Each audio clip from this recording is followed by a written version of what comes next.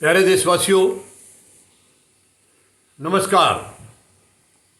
आज हम एक बहुत ही महत्वपूर्ण विषय पर बात करेंगे। क्या प्रधानमंत्री महोदय ने 2016 में जो नोटबंदी की थी, क्या वो एक इवेंट था? एक इवेंट के तौर पर, क्योंकि चुनाव आने वाले थे 2017 के, इवेंट था? क्या काला धन खत्म हो गया था? और एक महेश शाह हैं गुजरात के, उनके गृह मंत्री और प्रधानमंत्री से क्या रिश्ते हैं, इनके बारे में बात करेंगे। दो पार्ट में बात करेंगे हम, दो पार्ट में। तो पहले पार्ट में हम करेंगे, क्या ये एक इवेंट क्रिएट किया गया था 2017 का चुनाव जीतने के लिए? यस, ये एक इवेंट था। अब आप देखिए, जो जो बातें कही थी प्रधानमंत्री महोदय ने कि ये हो जाएंगी नोटबंदी से, वो कुछ भी हुआ नहीं है। कुछ भी हुआ नहीं है। तमाम झूठ निकली हैं, सारी बातें झूठ निकली हैं। तो ये मकसद था इनका कि हम, जैसी विरोधी पार्टियां हैं, 2017 के शुरू में 5 राज्यों में विधानसभा चुनाव थे, और आपको ध्यान होगा 2016 में ही प्रधानमंत्री महोदय ने सितंबर महीने में एक सर्जिकल स्ट्राइक भी अखबारों में और टेलीविज़न में आपको खबर सुनने को मिली होगी। जबकि ये कोई पहली बार नहीं हुई थी, ये होती रहती थी, रेगुलर होती रहती थी, मगर अखबारों में या टेलीविज़न पर नहीं आती थी, क्योंकि ये आर्मी के सीक्रेट्स हैं। मैं आपकी बहादुर भारतीय सेना का सिपाही रहा हूँ, वहाँ के बारे में मुझे मालूम है वहाँ क्या होता है, कैसे होता है। तो सर्जिकल स्ट्राइक कोई नई बात नहीं थी, अखबार और टेलीविज़न पर ज़रूर पहली बार आई थी। और ये दुर्भाग्य है इस देश का कि प्रधानमंत्री खुद आर्मी की सीक्रेट्स को लीक कर रहे हैं। ये शर्मनाक है, ये बहुत ही शर्मनाक है।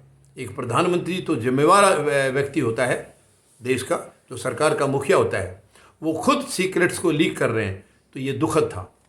तो ये विरोधियों का पैसा ख़त्म हो जाएगा, उनको चुनाव में खड़ा होने की उनकी हिम्मत ख़त्म हो जाएगी, ये सब सोच करके किया गया था। इसके पीछे बहुत गहरी सोच थी प्रधानमंत्री महोदय की। तो इसको इवेंट के तौर पर क्रिएट किया गया था। बिल्कुल भी इससे कोई बेनिफिट देशवासियों को नहीं मिला है, बल्कि नुकसान हुआ है। कितने लोगों की जान चली गई है लाइन में लग लग करके।